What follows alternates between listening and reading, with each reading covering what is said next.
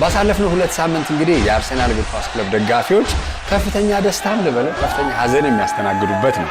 የመጀመሪያውን 2 ሳምንት በፊት ፕሪሚየር ሊግ ያረጋገጡበት ከክሪስታል ፓላስ ጋር ያደረጉትን ጨዋታ፣ ቅዳሜ ደግሞ በዩኤፍኤ ቻምፒየንስ ሊግ ከፓሪስ ሳን ጀርመን ጋር አድርገው በፔናልቲ በፍጹም ቅጣት ምት የተለያዩበት ነው። እንግዲህ እንደ አርሰናልም ይሁን የተለያዩ የእግር ኳስ ክለቦች ሲያሸንፉ ዋንጫ ምን ያህል ያገኛሉ፣ ምን ያህልስ ለአሰልጣኞቻቸውና ለተጫዋቾቻቸው ይከፍላሉ፣ ምንጮቻቸውስ የገቢያቸው የወጫቸውስ ትልልቅ ድርሻ የሚወስዱት ምንድናቸው የሚለውን እኔ ላስረዳ እንኳን የእግር ኳስ ያን ያህል ጆርናሊስት ስላልሆንኩ እገዛ ፈልጋለሁ። ዛሬ እንግዲህ በሃሽታግ ሽቀላ ከታላቅ ክብር ጋር እንግዲህ አቶ መንሱር አብዱልቀኒ ጋብዣለሁ። መንሱር እንኳን ደህና መጣ። እንኳን ደህና ቆይ። እኔ ያው የምታወቀው የቢዝነሱን ነገር እንደዚህ ሆኖ በዚህ ፐርሰንቴጅ ምናምን የፉትቦልም ሽቀላ ነው አይደለ? ፉትቦልም ደግሞ ሽቀላ ስፖርት፣ በአጠቃላይ ስፖርት ራሱ ከኢንተርቴይንመንትም አንጻር ብትለው ከብራንድም አንጻር ኢን ቢሊየንስ ኢፍ ናት እንደው 100 ኦፍ ቢሊየንስ የሚንቀሳቀስበት ነው። እንደው መጀመሪያ ውይይታችን ልጀምርና አንድ ቡድን ዋንጫ ሲበላ በምን መልኩ ገቢ ሊያገኝ ይችላል? እንደአሁን አርሰናል አሸነፈ አይደለ? እንደዚህ ፕሮጀክሽኑን እያየሁት ነበረ። ላለፉት እንደውም 5 ዓመት ያሉትን ነገር እያየሁት ኪሳራ ተመዝግቦ ላስት ይር ላይ ነው ትልቅ 1 ሚሊዮን ፓውንድ ብቻ አስመዝግቦ ነበረ ኪሳራ። አሁን ደግሞ ፕሮጀክት ሊሆነ ወደ 50 ሚሊዮን ትርፍ ሊሆን ይችላል ይባላል። እስቲ በምን መልኩ ነው ያለው? የፉትቦሉ ዓለም ኢንዱስትሪው በአጠቃላይ አሁን ያለው ፕሮፌሽናል ፉትቦል በጥቅሉ ካየው አትራፊ አይደለም። ፎር ዩር ሰርፕራይዝ አትራፊ አይደለም። በጥቅሉ ካየው አትራፊ የማይሆንበት ምክንያት ግን ገቢ አጥቶ ሳይሆን ከስተመር ጠፍቶ ሳይሆን ኦቨር አምቢሽስ የመሆን ነገር። አንዳንዴ ለፉትቦል ክለቦች ቡድን መገንባት ማለት ከልክ በላይ አምቢሽን ይኖርና ከልክ በላይ ለተጫዋቾች ግዢ ያወጡና ያ በኋላ ሲወራረድ ትርፍ ላይሆን ይችላል። እንደ ኖቲንጋም ፎሬስት ያለው ክለቦች አሉ። ባለቤቶቻቸው ይሄ ያለፈ ሲወርድ ሲዋረድ እንላለን። ብዙ ጊዜ መዋረዱን ተወና ሲወርድ የመጣ የቤተሰብ ወይ የልጅነት የሆነ ህልም አለ አይደለ? ኖቲንግሃም ከተማ ውስጥ ሰውየው ግሪካዊ ናቸው። ትልቅ የንግድ መርከብ ባለ ሀብት ናቸው። ኖቲንግሃም ከተማ ነበር የተማሩት። ያኔ በአዳሪ ትምህርት ቤት ውስጥ በነበሩበት ጊዜ ኖቲንግሃም ፎሬስት የአውሮፓ ሻምፒዮን ሆኖ ነበር በ1980ዎቹ መጀመሪያ። ስለዚህ የቤተሰብ ሀብት አለ። አባታቸው የግሪክ ፕሮፌሽናል ክለብ ባለቤት ናቸው። የፎሬስትን ያንን የበፊቱን ህልም መልሳለሁ ብሎ ያን ሌጋሲ አምጥቼ እንደገና እናረጋለን። ያ እንግዲህ የልጅነት ትዝታ ነው። የወረሱት ነገር አለ ከቤተሰብ። ስለዚህ በፎሬስት ያ የትምህርት ቤት ህይወታቸውን በሚያስታውስ ኢንቨስት ማድረግ ጀመሩ፣ ክለቡን ገዝተው ማለት ነው። እና ከልክ በላይ አውጥተው ፕሪሚየር ሊግ ላይ አመጡት። ፕሪሚየር ሊግ ላይ አምጥተው ቻምፒየንስ ሊግ ላይ አልፍ ነው። የቻምፒየንስ ሊግ ሻምፒዮን ሆኖ ነበር ያኔ። ጫፍ ላይ ደርሶ ሲዝኑ ተጠናቀቀ። ሲጠናቀቅ ሚት ሳያደርጉ ቀሩ አላማቸው ማለት ነው። እና ምን ልልህ ነው እንደዚህ አይነት ደጋፊ የሆኑ ባለቤቶች አሉ። እና አንዳንዴ ይሄ PSR FFP የሚባሉ የፋይናንስ ቁጥጥር ደንቦች ስራ ላይ ውለዋል። አሁን ፕሮፊታብል ኤንድ ሰስቴይናቢሊቲ ሩል የሚባል አለ። ዝም ብለህ እንድታወጣ አይፈቀድልህም። አሁን ትርፋማነትን ቀጣይነቱን ማረጋገጥ አለበት እና ከከሰርክም ገደብ አለ የምትከስርበት በ3 ዓመት። እና ይሄ ባይኖርማ በቃ ለከት ያጣ ነበር። እና በዚህ ምክንያት አሁን ቼልሲ በሮማን አብራሞቪች ዘመን ይሄ ህግ ስላልነበረ በአንድ ዓመት ሪከርድ ነው የሰበረው የተጫዋቹ ግዢ። ቡድኑን ለማጠናከር ካለ ፍላጎት ምን ባለቤቶች ስሜታዊ ደጋፊዎች ሲሆኑ ኦቨር አምቢሽስ ይሆናሉ በኢንቨስትመንታቸው። ያ ላይ ያተርፍ ይችላል እንደዚህ አይነት ነገር ስለሚበዛ አንድ። ሁለተኛ በፉትቦል ቲሞች ላይ ኢንቨስት ስታደርግ ደግሞ ሁልጊዜ ይሳካል ማለት አይደለም።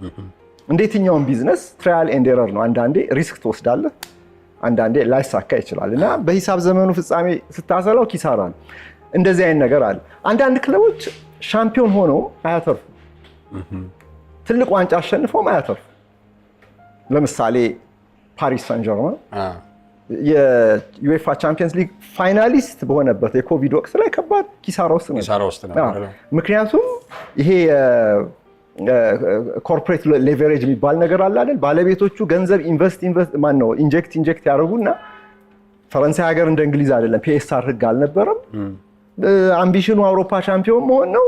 ቡድኑን ለማጠናከር ከዚህም የሚያመጣቸው ከዋክብት ዋጋቸው ውድ ነው ብቻ ሳይሆን በትልቅነታቸው ፓሪስ መጥቼ ፈረንሳይ ሊግ ላይ ምንድነው ማገኘው ብሎ ያስባል። ምንድነው ማገኘው? እንደ እንግሊዝ በፕሬስቲጅ ትልቅ ሊግ አይደለም። እንደውም የሚያገኙትም ኤክስፖዠር አንድ አይነት አይደለም። ስለዚህ በገንዘብ ነው የምታካክሰው። በገንዘብ አታለህ ታመጣቸዋለህ። ክፍያውን ለምንድነው ሳውዲ አረቢያ ለነ ሮናልዶ ይሄን ያህል የሚከፍለው? ሳውዲ ሊግ በጣም ሎ ደረጃው ዝቅ ያለ ስለሆነ በዚህ ነው የምታካክሰው። እና በዚህ ምክንያት ፕሮፌሽናል ፉትቦል ዓለም ጠቅለል አድርገህ ካየኸው ከፍተኛ ገቢ ያለው ነው። ነገር ግን ትርፉ እንደዛ አይደል። ኪሳራ እንዲያውም ኪሳራዎች ይመዘገባሉ። እንዲያውም ሳነብ ምንድነው ዋንጫ የበላውና ሁለተኛ ሶስተኛ የወጣው ላይ ራሱ ያለው ልዩነት ሜሪት ፔመንት የሚባል አለ። እንግዲህ ዋንጫ ስታሸንፍ አንደኛ፣ ሁለተኛ፣ ሶስተኛ ስትወጣ የሚከፈል በጣም ሚኒመም ነው ልዩነቱ። 2 እስከ 2.5 ሚሊዮን ፓውንድ ነው። ከአንድና 2 ከ2 እና ከ3 እያለ የሚወርደው በሊጉ ይለያያል። እሱስ እንዴት ነው? አሁን ለምሳሌ ያን ሁሉ ተጫዋች አውጥተህ ያን ሁሉ ነገር አድርገህ አንደኛ ስትወጣ 5 ሚሊዮን አግኝተህ ሁለተኛ ስትወጣ 2.5 የምታገኝ እሱ አንድ ገቢ ዘርፍ ነው። 198 ሚሊዮን ፓውንድ አገኘ አርሰናል ዘንድሮ ሻምፒዮን ስለሆነ። ከሁለተኛው ማንቸስተር ሲቲ 4 ሚሊዮን ፓውንድ ገደማ ነው ልዩነት። 4ም አይሞላም መሰለኝ እዛ አካባቢ። ይሄ እንግዲህ የውድድሩ አዘጋጅ ፕሪሚየር ሊግ የሚለው የክለቦች በጋራ 20ዎቹ ክለቦች የመሰረቱት ሼር ካምፓኒ ነው እና የክፍያ የመከፋፈያ ፎርሙላ አላቸው። ሁሉም ክለቦች የተስማሙበት ሻምፒዮን የሆነው በሜሪት ከፍ ያለ ክፍያ ማግኘት አለበት በሚል ያን አግኝቷል። ግን የፉትቦል ክለቦች ገቢ አንድ ትልቁ ገቢ እሱ ቢሆንም ሁሉንም ግን የሚወክል አይደለም። 3 አይነት ገቢዎች አሉ በዋነኛነት። አንደኛው ማች ዴይ ሬቬኒው የሚባለው የጨዋታ ዕለት ገቢ። ይህንን በብዙ ቅርንጫፎች ልተነትነው ትችላለህ። በዋና ጌት ሪሲት አለ፣ ቲኬት ሽያጭ የምታገኘው። ሌትስ ሴይ ሪያል ማድሪድ 100,000 የተመዘገቡ አባሎች አሉት እና እነዚህ አባላት 167 ዩሮ በየአመቱ ለአባልነት ይከፍላሉ አንድ ጨዋታ ሳያዩ። ከዛ ደግሞ የአመት ቲኬት ደግሞ 3200 ዩሮ እያንዳንዳቸው ይከፍላሉ። የአመት ሲዝን ቲኬት ሆልደርስ ሳንቲያጎ ቤርናቢው የሚባለው 90,000 ገደማ ተመልካች የሚያስተናግድ ስቴዲየም ውስጥ ኢማጂን ሁሉም ተሽጦ አልቆ ዌቲንግ ሊስቱ ርቀቷ በአርሰናል ዌቲንግ ሊስቱ 100,000 ገደማ ደርሷል። እና ኢትስ ጀስት የማድሪድ ሀብታሙ ክፍል ብቻ ጉዳይ አይደለም። ሪያል ማድሪድ ስትል አርሰናል ኖርዝ ለንደን ብቻ አይደለም ጉዳዩ እዚህም ገንዘብ ካለው አንድ የአርሰናል ደጋፊ ያን መግዛት ይፈልጋል። እና ሪያል ማድሪድ አይነት ክለብ እንደ ባየር ሙኒክ አሉ 300,000 ከፋይ አባሎች አሉት ሜምበርስ ባየር ሙኒክ። ሁለቱ ባየርን ሪያል ማድሪድ ባለቤትነታቸው የማን ነው? የባለ ሀብት አይደለም፣ ራሻን ኦሊጋርክ አይደለም፣ የአረብ ከበርቴ አይደለም፣ ሼር ካምፓኒ አይደለም፣ የደጋፊው ናቸው። የሪያል ማድሪድ የደጋፊ ነው። ባየር ሙኒክ ደግሞ 50 ሲደመር 1 የሚባል ህግ አለ፣ ከግማሽ በላይ የደጋፊው። ስለዚህ ሪያል ማድሪድ እንኳን በማድሪድ እንደ ፕሮፊታብል ኦርጋናይዜሽን አልተመዘገበም። ነን ፕሮፊታብል ተብሎ ነው የተመዘገበው። ያተርፋል፣ የገቢ ግብር ይከፍላል፣ የትርፍ ግብር ይከፍላል። ነገር ግን ትርፉ የሆነ ሰውን ኪስ የሚያደልብ አይደለም። የሆኑ ሼር ሆልደሮችን ኪስ የሚያደልብ አይደለም። እና ተመልሶ ለኮሚኒቲው ነው። ዞሮ የደጋፊው በአብዛኛው የማድሪዳውያን ነው በሜምበርሺፕ ካየው። ግን ደግሞ ዓለም አቀፍም አሉት። አንደኛ ነው በደጋፊ። ስለዚህ ገቢያቸው ብዙ ነው ስንል ይሄን ሁሉ መያዝ አለበት። እና በማች ዴይ የአመት ቲኬት 3200 ዩሮ ነው የቤርናቢው መካከለኛ ክፍያ ስል ብዙ ጊዜ ሰዎች የሚያዩት ምን መሰል ከማች ዴይ ሬቬኒው እነዚህ ፉትቦል ክለቦች አርሰናል፣ ማን ዩናይትድ የመሳሰሉት እኩያ ክለቦች ከፍተኛውን የገቢ ድርሻ የሚያገኙት ከእነዚህ ሀብታሞች ከሚገዟቸው ቦክሶች ነው። የቪአይፒ ቦክሶች አሉ። ቪአይፒ በለው መስተንግዶ ልዩ ነው። እንደ ቤተሰብ ነው የምትገባው። ይሄ ፕራይቬሲ በጣም የተጠበቀ ነው። ምናምን ተሰልፈህ ምናምን አታውቀውም። እሱ በአመት ከ30 እስከ 40 ሺህ ፓውንድ ድረስ ነው ቢገዛ እና ላይገቡም ይችላሉ። ገዝተው ላይገቡም ይችላሉ። ባለ ሀብት ነው፣ ሲፈልግ ሊገባበት ነው። ለሱ ቅንጦት ነው። ይሄ አርሰናል ፓሽኑ ነው። የፕራይም ሚኒስትሩ ፓሽን ነው። የኬር ስታርመር የብሪቲሽ ፕራይም ሚኒስትር ከድሮ ጀምሮ ከልጅነት ጀምሮ የደገፉት ነው። ፕራይም ሚኒስትር ሲሆን አይተውም። ያ ማንነት ይቀጥላል። እና ግን የሆነ ከጎል በስተጀርባ ያለው ወንበር ላይ መጥቶ እንደ ወርኪንግ ክላስ ቁጭ ብሎ ግን መመልከት አይችልም። ስለዚህ ለሱ የተለየ ቦታ ያስፈልጋል። እንዲህ ፕራይቬሲ የሚፈልጉ ተመልካቾች አሉ። ሀብታሞች፣ ዝነኞች ወዘተርፍ ሁሉንም ክላስ ነው ስቴዲየሞቹ። እንደኛ ሀገር አይደለም። የኛ ሀገር ሁሉንም ክላስ ሊይዝ አይችልም። ቦክስ ልዩነት አለ። ስለዚህ ማች ዴይ ሬቬኒው ይሄንን ሁሉ ሊያጠቃልል ይሄ እንግዲህ ጌት ሬቪኒው ምንለው የቲኬት ሽያጭ ብቻ ነው። ግን ማች ዴይ ሬቪኒው አንዳንዴ ከምን ጋር ይቀላቀላል? የጨዋታ ዕለት የኬተሪንግ ገቢዎች አሉ። አንድ ደጋፊ ወደ ስቴዲየም የሚመጣው ጨዋታን ለመመልከት ነው። ሲመጣ ግን 1 ሰዓት ተኩል ብቻ አይቶ ወደ ቤቱ መሄድበት አይደለም። ቀደም ብለህ ትመጣለህ። ስቴዲየም አካባቢ የጨዋታ ዕለት ድባቡ አለ። ከጓደኞች ጋር እየተዝናና እየበላ ሻይ ቡና ትላለህ።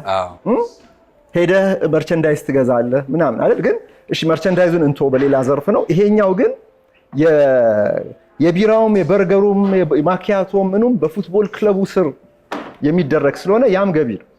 እና አንድ ስቴዲየም አርሰናል ኤምሬትስ ውስጥ 60,000 ተመልካች 60,000 እንግዳ ወደ ቤት ሲመጣ 60,000 መክፈል የሚችል ውድ ነው። የአርሰናል መክፈል የሚችል ነው፣ የመክፈል አቅም ያለው ሲመጣ እዛ አካባቢ ሜጋስቶሩም ይገባል።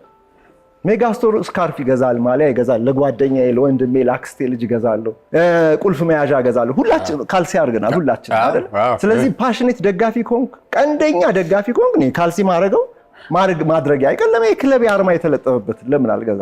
ትገዛለህ። ካኒቴራ አለ፣ አልጋ ልብስ አለ፣ ይሄ መጋረጃ አለ፣ ምንጣፍ አለ። ክሬስት አይደረግም እንዳይረገጥ ይሄ ሁሉ የሜጋስቶሩን የሱቁን ገቢ በጣም የሚሰቅልበት ሰዓት ነው የጨዋታ ዕለት ማለት። ይሄ ሁሉ እንግዳ መጥቶ ያንን ሱቅ ምን ያህሉ እንግዳ ሊጎበኘው እንደሚችል አስብ። እንደ 20% እንኳን ጎበኘው ቢባል እኮ የትነት ይደርሳል። በጣም ብዙ ነው አይደለ? አዎ። እና ውጤት ሲኖር ደግሞ ይሄ ነገር የበለጠ ውጤት ሲኖር ደግሞ የበለጠ ከስተመር ኮንፊደንስ አለ አይደለ? በቢዝነሱ ዓለም ልክ እንደዛ ደጋፊም ከስተመር እኮ የከስተመሩም ኮንፊደንስ ከፍ ይላል እና ስፔንድ ያደርጋል። ለምሳሌ አንድ ምሳሌ ልስጥህ። ቶተንሃም ሆትስፐር የኖርዝ ለንደን ያለውን ይሄን አዲሱን ስቴዲየም ሲሰራ 62,000 ተመልካች አድርጎ ነው የሰራው።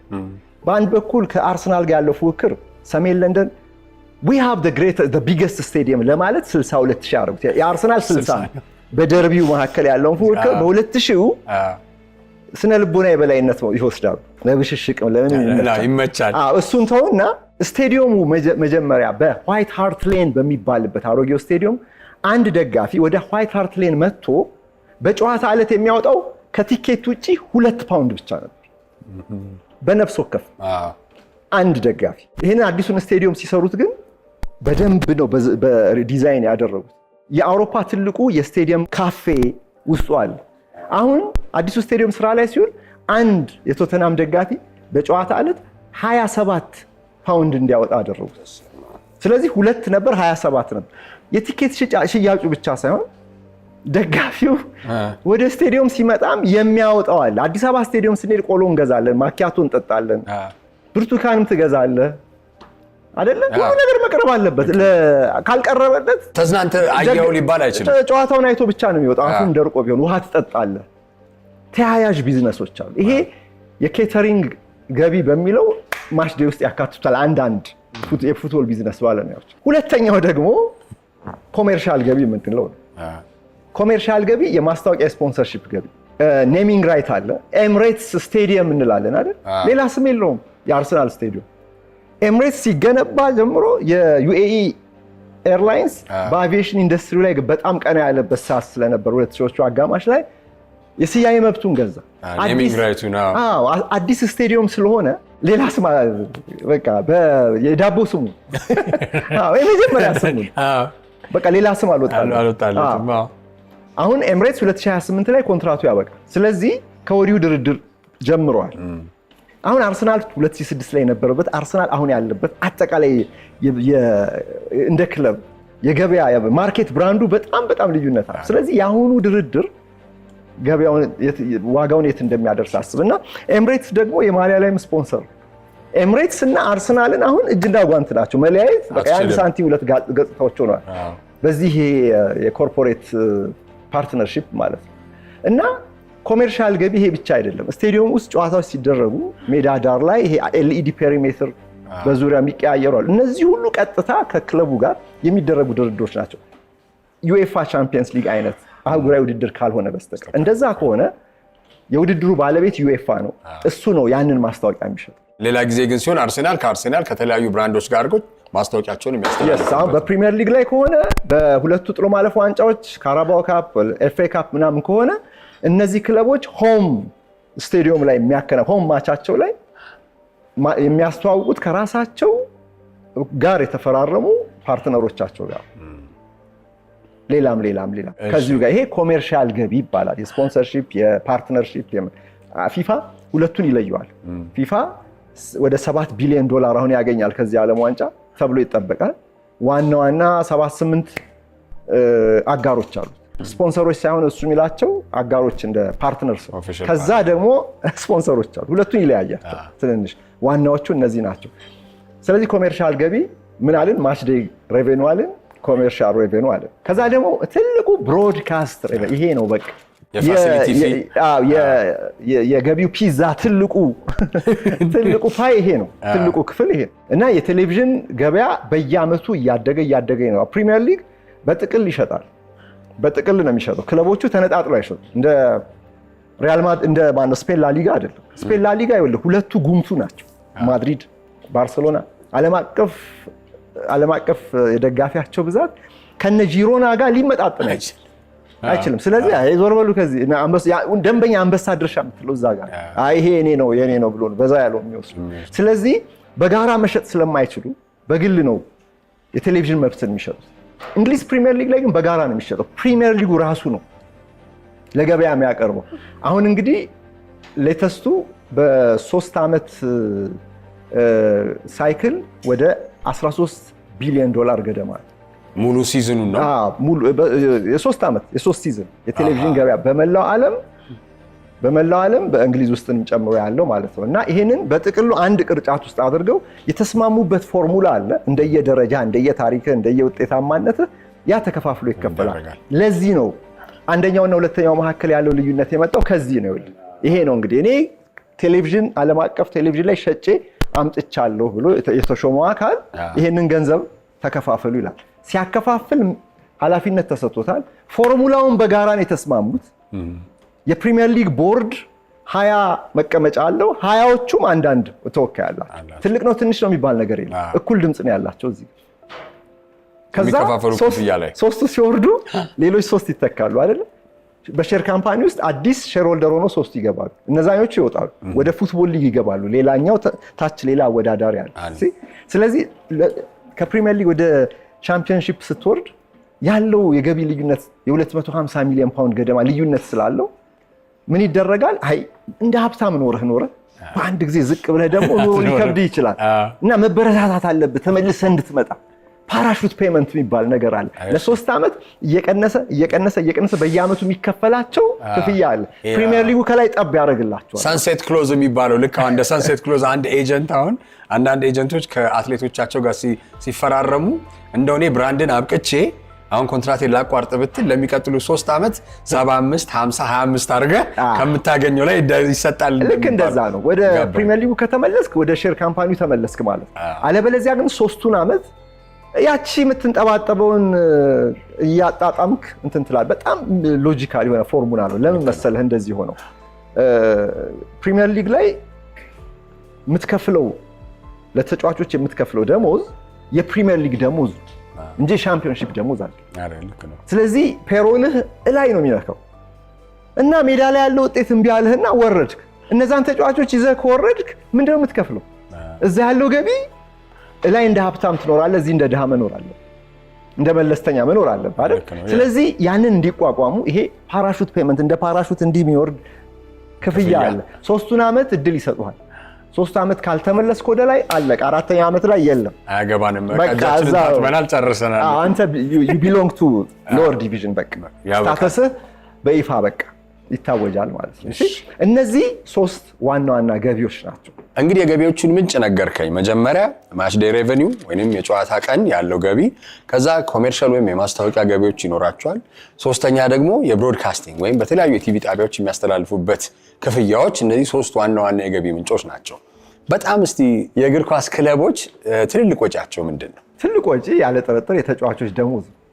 የተጫዋቾች ደሞዝ የተጫዋቾች ውጤታማ ለሆኑ ክለቦች የተጫዋች ኢንሴንቲቭ አለ። አንዳንዴ ስኬት ወጪ የሚጨምሩባል ኮንትራታቸው ላይ። ለምሳሌ ማንቸስተር ዩናይትድ የዩናይትድ ደጋፊዎች ሁሉ የሚያውቁትን ነገር ልንገርህ። ማንቸስተር ዩናይትድ ለቻምፒየንስ ሊግ ካለፈ ብዙሃን ተጫዋቾቹ የ25% የደሞዝ ጭማሪ ያገኛሉ። ይሄ ኮንትራታቸው ላይ ነው ያለው። ቻምፒየንስ ሊግ ከሌለ 100,000 ፓውንድ ከተስማማ የምታገኘው 75,000 ነው። ኦኬ ሶ ኦንስ ወደዛም ከገቡ 25% ከፍ ይላል። አለበለዚያ ይሄ እንግዲህ ክለቡ ፖሊሲ ነው። ሁሉንም ባይሆን እንኳን አብዛኛዎቹን ተጫዋቾች በዚህ ኮንትራት ነው ያስፈሩት። ስለዚህ ስኬት ወጪም አለው። ገቢህን በጣም ያሳድገዋል። ወጪም ግን እንዳለው መርሳት የለብህም። በስፖርቱ ዓለም ኢንሴንቲቭ የሚባል ክፍያ አለ። እኛ ሀገር እንኳን ተጫዋቾች ከደሞዛቸው ኢንሴንቲቭን አንዳንዴ የሚያስቡበት ጊዜ ነበር። አሁን እንኳን ደሞዛቸው በዝቷል። እና ምንድነው ለተጫዋች የሚከፈል ክፍያ ጀስት ለአንተ የሚከፈለው ለሱ የሚከፈለው ለኔ የሚከፈለው ሊለያይ ይችላል። እንደ ውልህ ነው፣ እንደ ደረጃህ ነው። መጠኑ ብቻ ሳይሆን የክፍያው አይነት ኮንትራት አሁን በጣም ባለብዙ ገጽ ነው። ኮንትራት ማለት የአንድ ገጽ ጉዳይ ነው። መጨረሻ ላይ ሲፈርሙ ስታይ ለሴሬሞኒ 1-2 ገጽ ላይ ሲፈርሙት ያለ ነው ግን ሪፈርም ያደረገው ሌላ ሰነድ አለ እያንዳንዱ እና እሱ ላይ ነው የሚፈርሙት እንጂ ዋናው ኮንትራት እዛ ዋናው ኮንትራት ሌላ ነው። ፓሪስ ሰን ዠርመን ሻምፒዮን ሆነ ማለት የአውሮፓ ሻምፒዮን ሆነ ማለት እንግዲህ የ157 ሚሊዮን ፓውንድ ገቢ ከዩኤፋ ከአውሮፓ እግር ኳስ ማህበር አስገኘ ማለት ነው። ተጫዋቹ ደግሞ ባስገኘው ልክ የላቡን ማግኘት የለበትም አለበት። በኮንትራቱ ልክ ማግኘት አለበት። በተጨማሪ ደግሞ ክለቡ በቃ አሳክታችሁልኛል፣ ገቢ ጨምሯል፣ ስለዚህ ስታፍ እንደምትጋብዘው፣ ደሞዝ እንደምትጨምረው፣ ጉርሻ እንደምትሰጠው ለተጫዋቾቹ በኮንትራታቸው መሰረት የምትከፍለው ጉርሻ አለ። ዩናይትድ አሁን በደሞዛቸው ላይ ሁሉ እንዲህ አይነት መጨመር መቀነስ ይጠቀማል። ግን ደግሞ እንደው በአጠቃላይ ሻምፒየንስ ሊግን ካሸነፍክ ተብሎ ለአሰልጣኝም ለተጫዋችም የሚከፈል ክፍያ አለ እና እነዚህ ክፍያዎች በጣም ብዙ ናቸው። በተለይ ለተጫዋቾች ግዢ የሚወጣው ለትራንስፈር የሚወጣው ለተጫዋቾች ደሞዝ የሚወጣው ዋነኛ የፉትቦል ክለቦች ወጪ ነው። ዋናው ወጪ ይሄ። ከዛ በኋላ በጣም ብዙ ወጪዎች አሉ። ይሄ ብለህ መዘርዘር አትችልም። ለምሳሌ ፉትቦል ክለብ የሜዳ ተርፍ ይሰራል? አይሰራም። የፉትቦል ክለብ ምንድነው ስራው? ቡድን ማዘጋጀት፣ በዛ ዙሪያ ብራንዱን መሸጥ ነው። በዚያም በዚህ አይደለ? ቲኬት መሸጥ ነው። አሁን ቅድም ያልናቸውን ገቢዎች መሰብሰብ፣ እንዴት እንደማያመጣ ማሰብና መስራት ነው። ያው ስትራቴጃይዝ ማድረግ ነው ምናምን። ጠንካራ አሸናፊ ቡድን መገንባት ነው። ግን የሜዳ ሳር ይሰራል? አይሰራም። የሜዳ ሳር እንዲሁ ዝም ብሎ ተዘርቶ የሚበቅል ሳር አይደለም። አሁን ያለው አስትሮተርፍ 3G የሚሉት የሜዳ በጣም ሃይ ኳሊቲ የተፈጥሮ ሳር ነው። ግን ደግሞ 90% ፋይበር አሸዋና ፋይበር 10% ነው አፈር ያለው እና ይሄ ኢንጂነሪንጉ ራሱ አሁን በአውሮፓ ዲግሪ ፕሮግራም አቀልድ የሜዳውን የመስራት እና ባለሙያ ካምፓኒ ነው የሚሰራው። አውትሶርስ ታደርጋለህ ማለት ነው። BOA ቢዝነስ አውትሶርሲንግ የፉትቦል ክለቦች አንደኛው የወጪ ጠቃሚ ግን ደግሞ ወጪው ከፍ ያለ። ስለዚህ ሜዳ በየአመቱ ይቀየራል። እንደ አስፈላጊነቱ በአመቱ ሁለቴም ሊቀየር ይችል ይሆናል። በየአመቱ ግን ትቀይራለህ። ልክ እንደ ምንጣፍ ነው ተነስቶ ከዛ የሚነጠፈው። ሲነጠፍ ደግሞ እንዲሁ እንዳይመስል ከዛ ደግሞ የሜዳ ተንከባካይ መምሪያ አለ፣ ዲፓርትመንት። ያ ሁሉ ነገር ሰው ሁሉ ተከፍሎ ሚሊየንስ እና ሃንድሬድስ ሚሊየንስ ነው። እንክብካቤ ይፈልጋል። እንዴ በአውሮፓ ጭፍግግ ባለ አየር ፀሐይ እኮ ይፈልጋል አይደል? ፀሐይ የለም። አርቲፊሻል ብርሃን ፓውዛ ሁሉ አላቸው አለ። በዚህ ላይ ትሪትመንት አለ። ምን አለው? ምክንያቱም ምን መሰለ ፉትቦል ቲም ማለት የአርቲስቶች ስብስብ ነው። ጨዋታው ማለት ቲያትሩ ነው። ሜዳው ደግሞ መድረኩ። ይሄንን ሁሉ አዘጋጅተህ መድረኩ ከሌለ እንደኛ ሀገር ነው የምትሆነው። አንድ ተጫዋች ጥሩ ታለንት ኖሮት እንኳን የት ጋር ልተግብረው? አባጣ ጎርባጣ ሜዳ ላይ ኳስ ፓስ አድርገህ እንዴ ይሆናል? አይሆንም። መድረኩንም መስራት አለበት። ቲያትር ቤቱ ጥሩ ካልሆነ አርቲስቶቹ ጥሩ ቢሆኑ ጥሩ ቲያትር ልታያት የቲያትሩ መድረክ ነው ስቴዲየም ማለት ሜዳው ማለት። አሁን ይሄንን ያነሳውልህ አንድ ወጪ ለምሳሌ ይሄ አውትሶርስ ያደርጋሉ። በጣም ብዙ አውትሶርስ የሚደረጉ እና ወጪያቸው ዝርዝሩ ብዙ ነው። በዚህ ላይ ሰፖርቲንግ ስታፍ አሉ። ማንቸስተር ዩናይትድ ሰምተህ ሊሆን ይችላል በእኚህ በሰር ጂም ራድክሊፍ በኢኔኦስ ይሄ ፔትሮኬሚካል ካምፓኒ ባለቤት የዩናይትድን 28% ሼር ከገዙ በኋላ ስፖርታዊ ውሳኔዎችን የመወሰን ስልጣን ጠቅልለው ወሰዱና የገቢ ቅነሳ እርምጃ ነው የወሰዱት። ይሄ እንግዲህ እንደ ፉትቦል ክለብ እንደ ተቋሙ ማለት ቡድኑ ላይ ሳይሆን ክለቡ ላይ ወደ 400 ሰራተኛ ነው የቀነሱት። ወጪ ቅነሳ ተብሎ ክሬዲት ካርድ ነው የነጠቁት። ክለቡ ለአንዳንድ ሰራተኞች የሚሰጠውን ፕሪቪሌጅ ሁሉ ቀሙ። ወጪው ብዙ ስለሆነ ነው። እና ፉትቦል ክለብ ዋናው ቢዝነስ በቡድኑ ዙሪያ የሚሽከረከር ቢሆንም ግን ሰፖርቲንግ ስታፍ ጥበቃ የለውም አለው እንደ ብዙ ሰራተኛ አሉ። ስቴዋርዶች አሉ፣ የጽህፈት ቤት ሰራተኞች አሉ፣ የትሬኒንግ ሴንተር ሰራተኞች አሉ። ትሬኒንግ ሴንተር ራሱን የቻለ ኢንስቲትዩሽን ነው። በቃ ራሱን የቻለ ተቋም በለው። እዛ ነው ሁሉ ነገር ስትራቴጃይዝ የሚደረገው። ያ ነው የፉትቦል ክለቡ የነርቭ ሴንተር። እና እጅግ ዘመናዊ መሆን አለበት ለተጫዋቾቹ ፊዚካል ዌልቢንግ፣ ለፊትነስ ለምን የሚሆኑ የመጨረሻውን ሳይንስ። ምክንያቱም ፉክክሩ ማርጂኑ አሁን ጠባብ ስለሆነ የመጨረሻውን አለ የሚባል ሳይንስ ነው የሚጠቀሙት። ክትትሉ፣ ሕክምናው፣ ስፖርት ሳይንቲስቶች አሉ፣ ምን አሉ፣ እነዚህ ሁሉ ይከፈላቸው። እና ፕሮፌሽናል ፉትቦል ወጪው ብዙ ነው፣ ገቢውም በጣም ብዙ ነው።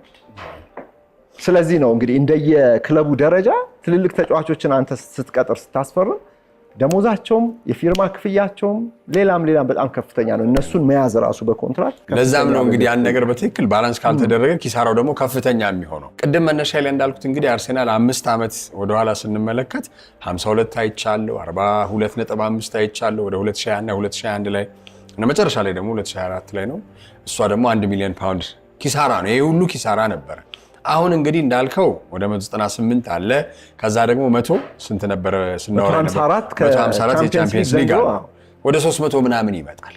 እስቲ እንደው አሁን ባላንስ ሲያደርገው ይሄ ክለብ እንዴት ነው? ተጫዋችን መግዛት ነው የሚያደርገው? ምንድነው? ምን ላይስ ቢያወጣው ነው የበለጠ አሁን ቀጣይነቱን ቅድም ያነሳኸው ፕሮፊታቢሊቲ ሰስቴናቢሊቲ ሩሎቹ ስላሉ ቀጣይነቱን ለማረጋገጥ በምን መልኩ ነው እስቲ አንድ የእግር ኳስ ቡድን ትርፋማነቱን ሊያረጋግጥ የሚችል? የዘንድሮ ፕሮጀክሽን አርሰናል ብቻ ስፔሲፊካሊ ካየ ነው 771 ሚሊዮን ፓውንድ ገቢ ያገኛል ተብሎ ፕሮጀክሽን አለ።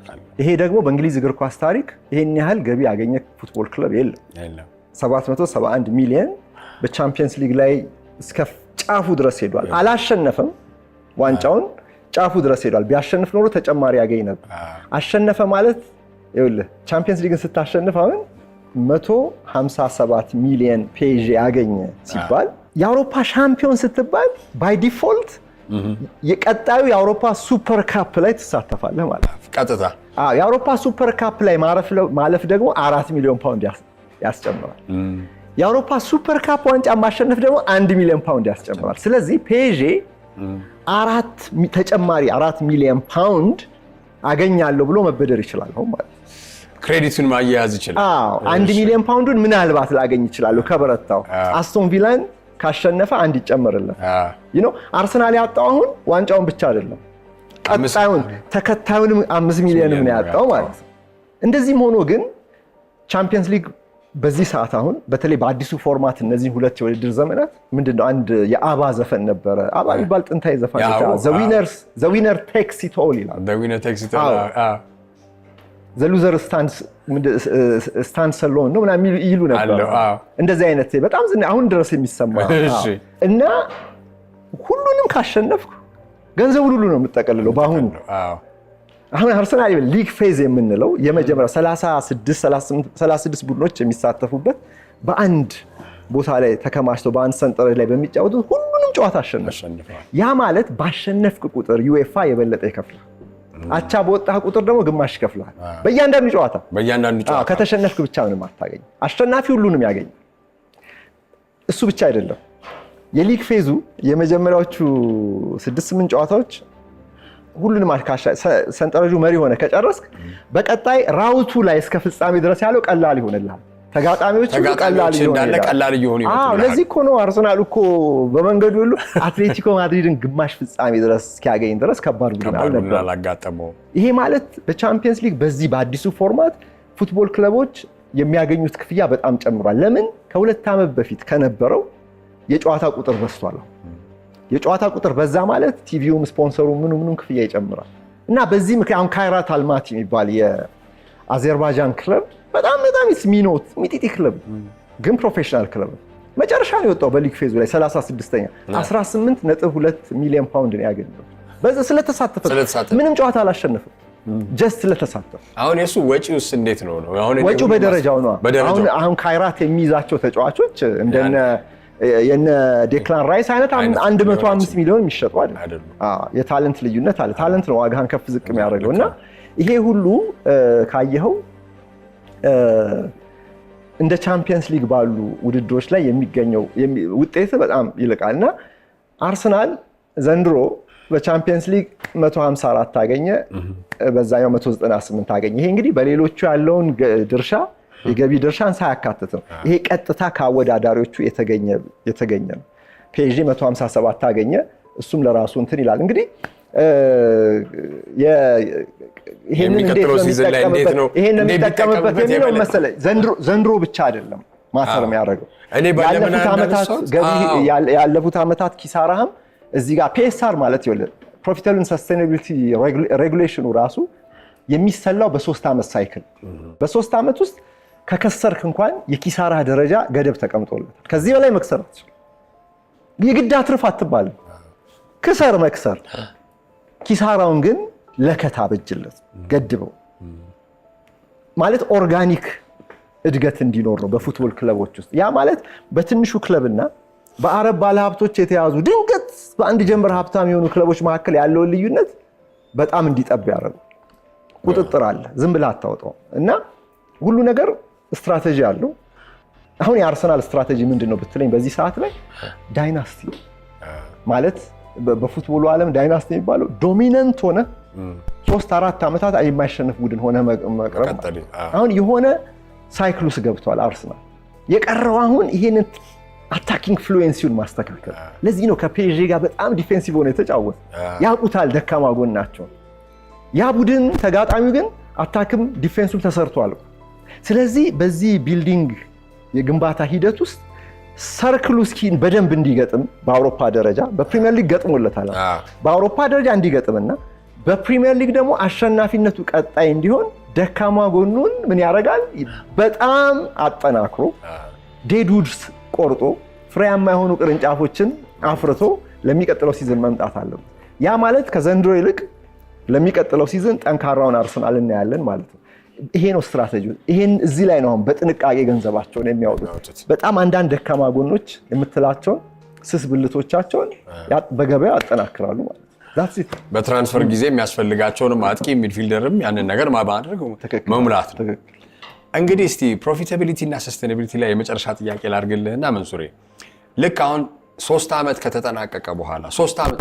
ከስር በተከታታይ አሁን ለምሳሌ እኛ ሀገር ላይ ንግድ ፍቃድን ወደ ሽቀላ ልመልስና እኛ ሀገር ላይ በተከታታይ ስከስር 3ኛ ዓመት ላይ አይ እንደው ካፒታልህን ከበላህ አብሶ ደግሞ ንግድ ፍቃድ አይታደስም ትባላለህ what is ያ ነገር እና እዚህኛው ላይ ሲመጣ 3 ዓመት በተከታታይ ከከሰረ ያስ ሊሚት ካለፈ ምንድነው የሚሆነው የአንድ የእግር ኳስ ቡድን ቅጣት አለው ግን ብዙ ጊዜ ክለቦች አይደፍሩም ለምሳሌ ዛሬ የአውሮፓ ሻምፒዮን ሆኖ እንደዚህ በድል አድራጊነት ደረቱን ነፍቶ በገቢ ሰማይ ነክሶ አሁን የወቅቱ ሀያል የሆነው ፒኤስጂ አንድ ወቅት ላይ በኤፍኤፍፒ ተቀጥቷል ፋይናንሻል ፌር ፕሌይ ማንቸስተር ሲቲ በኤፍኤፍፒ ተቀጥቷል የ3 ዓመቱ ሳይክል ታይቶ ህጉን ስራ ከልክ በላይ ከስሯል በሚል እና ማንቸስተር ሲቲ ራሱ ከዚህ ፋይናንሻል ፌር ፕሌይ አሁን እንኳን ዩኤፋ ይሄንን ወደ ስኳድ ኮስት ምናምን ብሎ ሌላ ፎርሙላ አምጥቷል ግን በፋይናንሻል ፌር ፕሌይ ያጠፏቸው ጥፋቶች አሁንም በ115 ክስ ውስጥ ተይዘዋል አጥፍተዋል ተብሎ የተጠረጠሩበት ፋይናንሻል ፌር ፕሌይ ምን ይላል መሰለ ለምሳሌ የማስታወቂያ የገበያ ዋጋ አለ ከብራንድህ ጋር ከብራንድ ቫልዩ ጋር አብሮ መሄድ በማንቸስተር ሲቲ እዚህ ላይ ኤቲሃድ የሚለውን አየር መንገድ አርማ ለመለጠፍ የገበያ ዋጋ ምን ያህል ያለ ኢኩዊቲ በዚህ በቃና ቴሌቪዥን የአንድ ደቂቃ የማስታወቂያ ዋጋ አለ ለምሳሌ የገበያ ዋጋ ነው ኤክስ በተባለ ቲቪ አለ ዋይ በቲቪ ስለዚህ ታውቀዋለህ የቴሌቪዥን ጣቢያዎቹ እንደተመልካቹ የማስታወቂያ ዋጋ ታውቃለህ ግን አሁን እንበልና ለምሳሌ በአንድ ደቂቃ 1000 ብር ይከፈላል ቢል ቃና ለምሳሌ የገበያ ዋጋ ይሄ ነው ብሎ ካመነና በነፃ ገበያ ይሄን እየሸጠ ካለ ሌላኛው ቴሌቪዥን ደግሞ 500 ብር ነው ቢል አንዱ 700 አንዱ 800 ቢል ከ500 እስከ 1000 ብር ነው የማስታወቂያ ዋጋ የአንድ ደቂቃ ብለህ ይሄ ነው የገበያ ዋጋ አቨሬጅ መውሰድ ትችላለህ። ግን አንዱ እግር ኳስ ክለብ መጥቶ 2000 ብር ነው ያስከፈልኩት ቢል ማንንም አያምነው። የገበያ ዋጋ አይደለም። ማንቸስተር ሲቲ በኤቲሃድ ያደረገው ይሄንን ነው። ኤቲሃድ ማለት የአቡ ዳቢ የሼክ ማንሱር ቤተሰቦች የሼክ ማንሱር ቢን ዘይድ አናህያን የአናህያን ቤተሰቦች ንብረት ነው። ኤቲሃድ የአቡ ዳቢ ኤሚራት ንብረት ነው። የማንቸስተር ሲቲ ባለቤት ማን ነው?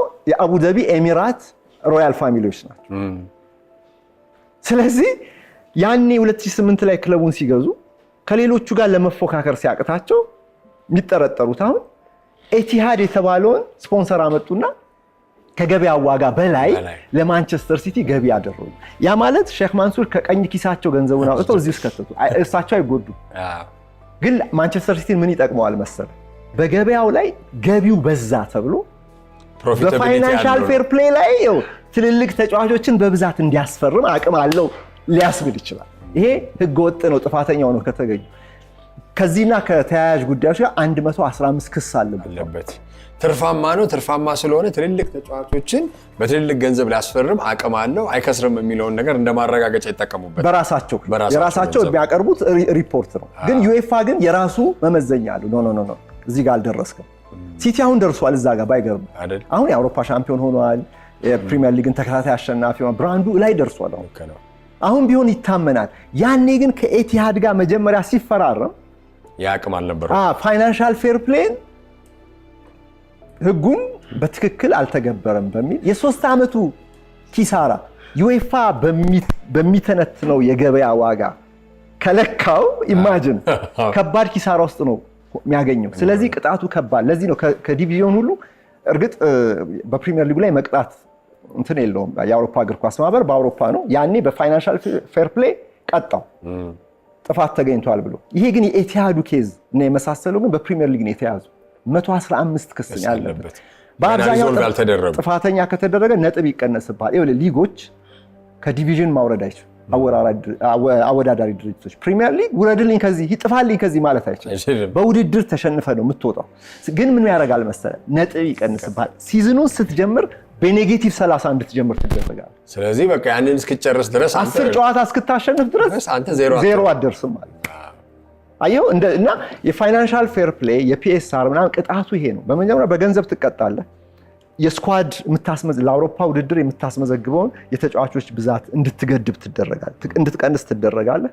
በዚህ ሁሉ ተመክረህ እምቢ ካልክ ከውድድር ሁሉ ልትታገድ ትችላለህ። ግን እዛ ጋር አይደርሱም ብዙ ክለቦች አብዛኛው። በጣም አመሰግናለሁ መንሱርዬ ለቆይታችን። እንግዲህ እስቲ የሚቀጥለውን ዓመት አርሰናል ያሸንፋል። እኔ አርሰናል ደጋፊ ስለሆንኩ እሱ እንድትል ፈልጌ ነው። ምንድነው የምታስበው? እስቲ ፕሮጀክሽን ልበል። ይመስላል የሚቀጥለው ብቻ ሳይሆን አሁን በነገርኩ ማብራሪያ አርሰናል አሁን መሰረቱን በጣም አጠናክሯል። ሌሎቹ ሽግግር ውስጥ ነው ያሉት። ማንቸስተር ሲቲ አሰልጣኝ ቀይሯል፣ ቼልሲ አሰልጣኝ ቀይሯል።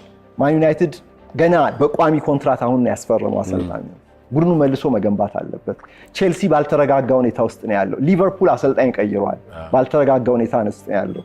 ያ የክሎፕ ድል አድራጊው ስብስብ አሁን ቀስ ቀስ እያለ ፌድ አድርጓል። አዳዲስ ተጫዋቾች መጥተዋል። እነሱም ኢንተግሬት የሚደረጉበት መንገድ ግራ ገብቷቸዋል። ሊቨርፑሎች በአዲስ አሰልጣኝ እንሞክር ብለዋል። እንግዲህ በኢራኦላ ተፎካካሪዎች ሁሉ እንደዚህ በተዳከሙበት ሰዓትና አንሰርቴኒቲ ባለበት ሰዓት አርሰናል መሰረቱን አጠናክሯል። ይኸው ካዝናውን አደልቧል፣ ኮንፊደንሱን ከፍ አድርጓል። የትልቅ ዋንጫ ከርስ እርግማን ይባላል ተነስቶለታል። ይሄ ከርስ እርግማን ተሰብሮለታል። ግን ምን ይፈልጋል አሁን? ስትራቴጂካሊ በጥልቀት በማሰብ እነዚህን ስስብልቶቹን ነው የቡድኑ ደካማ ጎኖቹን ማጠናከር ነው ያለበት። ካጠናከረ አትጠራጠራ። በአርሰናል ዳይናስቲ የሆነ ስርወ መንግስት እንደሚባለው አለ፣ ስርወ ቡድን አለ። ረዘም ላለ ጊዜ የበላይ የመሆን እድል አለ ከተጠቀሙበት። እንግዲህ እስቲ ያው አሜን ብለናል። እንደዚህ ነው የምለው። መንሱርዬ ቴንኪው በጣም ለቆይታችን ለትንታኔ አመሰግናለሁ።